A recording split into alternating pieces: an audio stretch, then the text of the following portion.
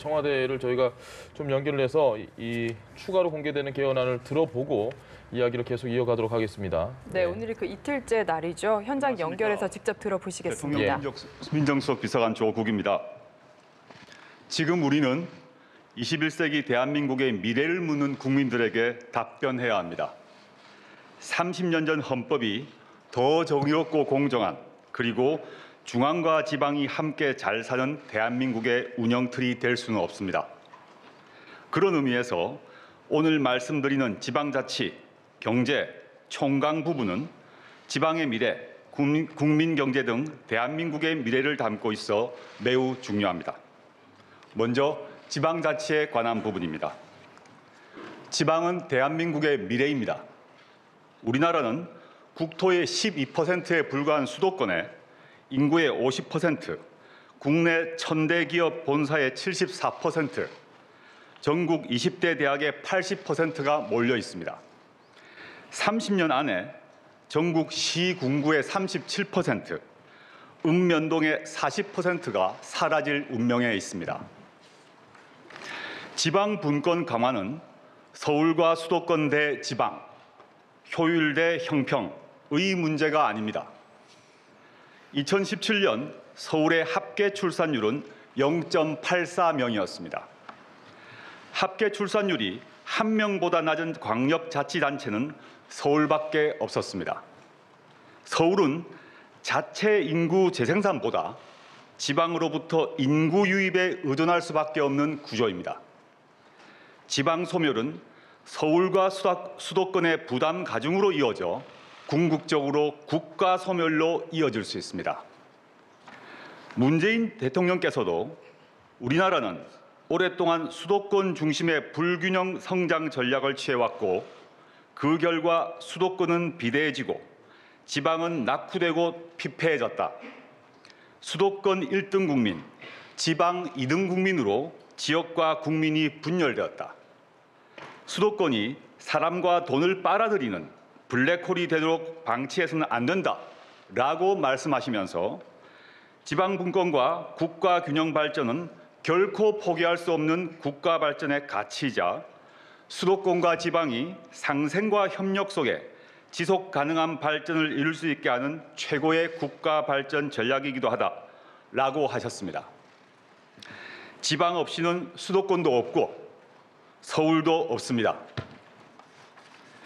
대한민국의 지속 가능한 성장을 위해서는 반드시 지방 분권이 강화되어야 합니다. 이제 지방자치제도를 한 단계 발전시켜야 합니다. 자치 역량을 강화하여 지방정부 스스로 지역에 맞는 행정을 할 수 있도록 해야 합니다. 중앙정부에 집중된 행정체계를 개선해야 합니다.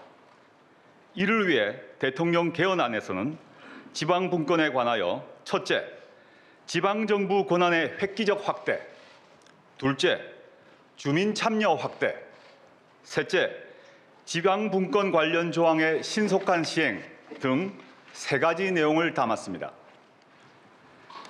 지방분권 개헌은 지방분권 국가선언입니다.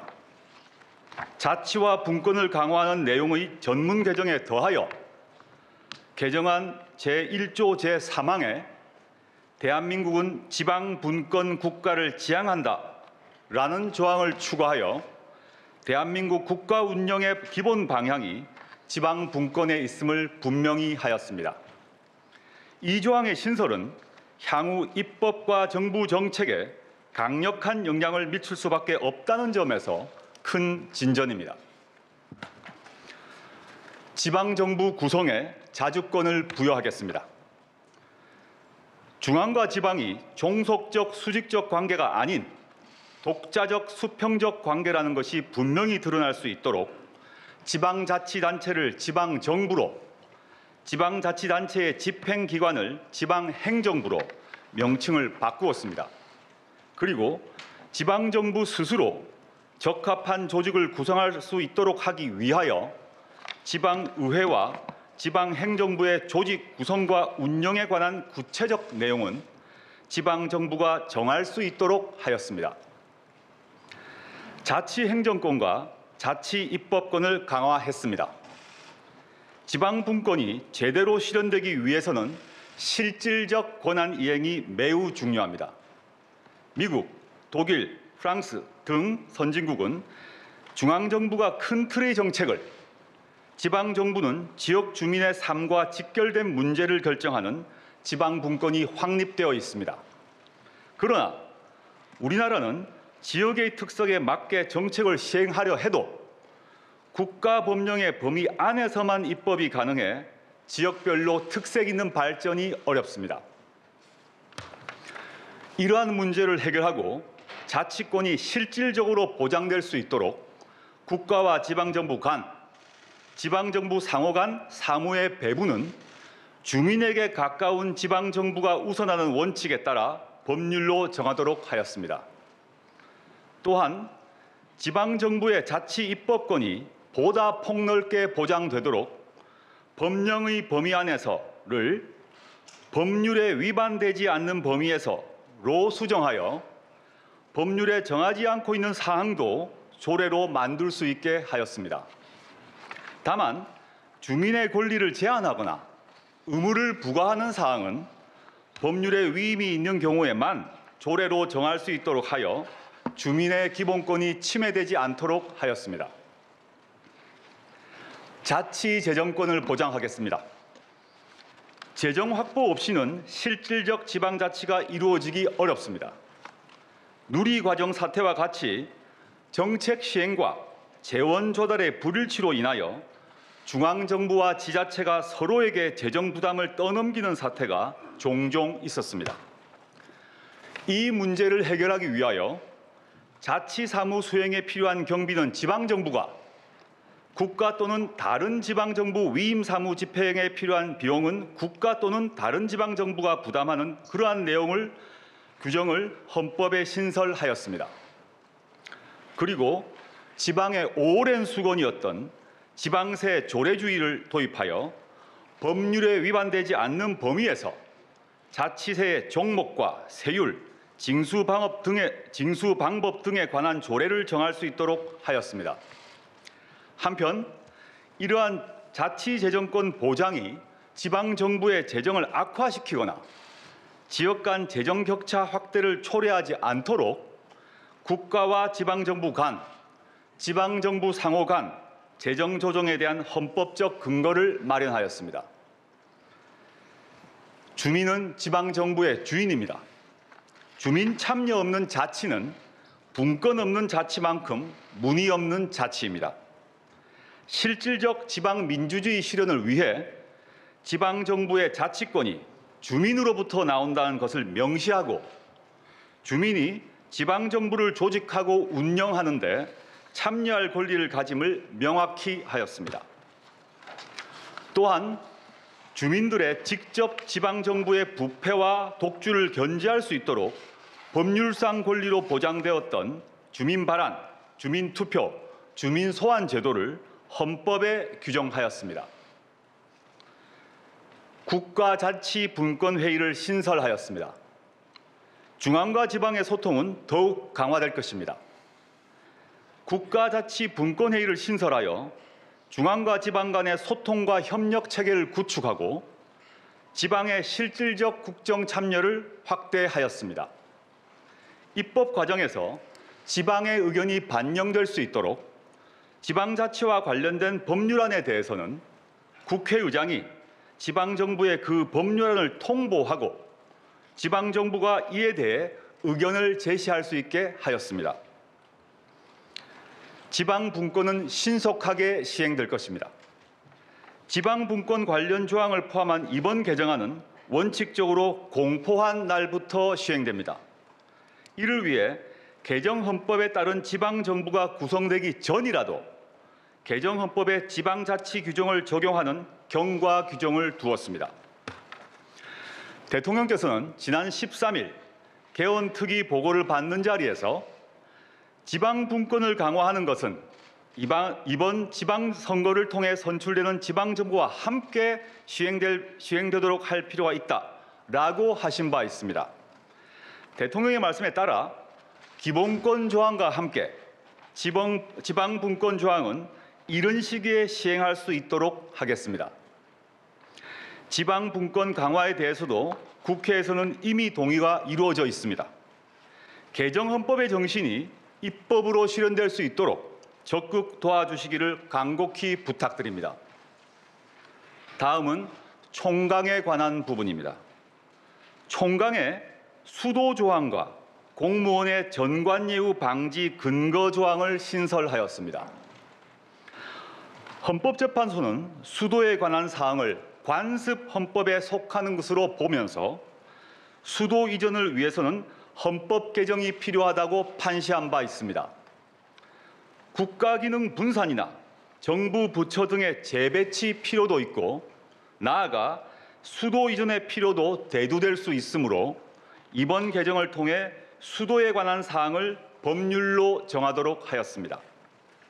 한편 공무원은 재직 중은 물론 퇴직 후에도 공무원의 직무상 공정성과 청렴성을 훼손해서는 안 된다는 점을 명시하여 전관예우 방지에 관한 확고한 의지를 담았습니다. 문화의 자율성과 다양성을 보장하였습니다. 관의 통제와 지배가 군림하는 문화가 21세기 대한민국에 여전하였던 것이 우리의 현실입니다. 관주도의 부패 융성이 아닌 민주도의 문화 융성의 시도를 만들도록 하겠습니다. 문학의 블랙리스트는 더 이상 없도록 하겠습니다. 부당한 배제와 배척을 없애겠습니다. 이를 위해 개정안에 국가는 문화의 자율성과 다양성을 증진하기 위하여 노력해야 한다라는 내용을 두어 과거의 잘못이 되풀이되지 않도록 하였습니다. 다음은 경제 조항에 관한 부분입니다. 국가가 성장하면 국민도 성장해야 합니다. 우리는 세계 10위권 규모의 경제 강국입니다. 그러나 경제가 성장해도 가계소득은 줄어들고 경제적 불평등은 갈수록 커지고 있습니다. 국민 간의 소득 격차, 빈곤의 대물림, 중산층의 붕괴 등 양극화가 경제 성장과 국민 통합을 가로막는 상황입니다. 이러한 문제를 해결하지 않으면 대한민국의 미래는 어두울 수밖에 없습니다. 이에 이번 개헌을 통하여 경제 민주화와 토지 공개념을 강화하고 실질화하려고 합니다. 토지 공개념 내용을 분명히 하였습니다. 현행 헌법에서도 제23조 2항 및 122조 등에 근거하여 해석상 토지 공개념이 인정되고 있습니다. 그러나 토지 공개념을 구현하고 있는 택지 소유 상한에 관한 법률은 위헌 판결을 받았고 토지 초과 이득세법은 헌법 불합치 판결을 받았고 개발이익 환수법은 끊임없이 위헌 공격을 받고 있는 상황입니다. 이제 경제민주화의 의미를 분명히 하고 한정된 자원인 토지에 대한 투기로 말미암은 사회적 불평등 심화 문제를 해소해야 합니다. 이를 위하여 토지의 공공성과 합리적 사용을 위하여 필요한 경우에 한하여 특별한 제한을 하거나 의무를 부과할 수 있도록 하는 토지 공개념 내용을 헌법에 분명히 하였습니다. 상생으로 불평등과 불공정을 바로잡겠습니다. 현행 헌법 119조 제2항은 경제주체 간의 조화를 통한 경제민주화를 규정하고 있는데 여기에 상생을 추가했습니다. 이미 대규모 점포 영업시간 제한을 규정하고 있는 유통산업발전법이나 대중소기업 상생협력 촉진법 등 상생에 관한 법률이 있지만 이번 헌법 개정을 통해 경제적 협력 관계에 관한 다양한 정책과 입법이 더욱 촉진될 것입니다. 그리고 양극화 해소, 일자리 창출 등 공동의 이익과 사회적 가치를 실현하기 위하여 협동조합 등 사회적 경제 진흥을 위한 국가의 노력 의무를 신설하는 한편 골목 상권 보호와 재래시장 활성화 등이 주요 현안이 되고 있는 상황을 고려하여 소상공인을 보호 육성 대상에서 별도로 규정하였습니다. 농어민을 지원하겠습니다. 소비자를 보호하겠습니다. 그리고 기초학문을 장려하겠습니다. 농업의 가치는 단순한 산업이나 경제 논리의 관점이 아닌 식량 안보 등 공익적 관점에서 접근할 필요가 있습니다. 이에 식량의 안정적 공급과 생태 보전 등 농업이 갖는 공익적 기능을 명시하고 국가는 이를 바탕으로 농어촌, 농어민의 지원 등 필요한 계획을 시행하도록 하는 내용의 규정을 신설하였습니다. 그리고 기업의 상대적으로 취약한 소비자 권익을 위하여 소비자 권리를 신설하고 현행 헌법의 소비자 보호 운동 보장 규정을 보다 폭넓은 개념인 소비자 운동으로 개정하였습니다. 또한 그동안 비교적 취약했던 기초학문 분야를 강화하기 위하여 국가에게 기초학문 장려 의무를 부과하는 조항을 신설하였습니다. 헌법은 시대 정신을 담아야 합니다. 자치와 분권, 불평등과 불공정을 바로잡아달라는 것, 이것은 국민의 명령이고 시대 정신입니다. 국민 모두가 어디서나 차별받지 않고 골고루 잘 사는 사람 중심의 균형 발전을 이루어내야 합니다. 지난 대선에서 대선 후보 모두가 지방 분권 개헌을 주장했고 정치권은 모두 경제력 집중과 양극화 해소, 불공정 거래와 갑질 근절을 외치고 있습니다. 이제 구호가 아닌 행동이 필요합니다. 어제에 이어 다시 말씀드립니다.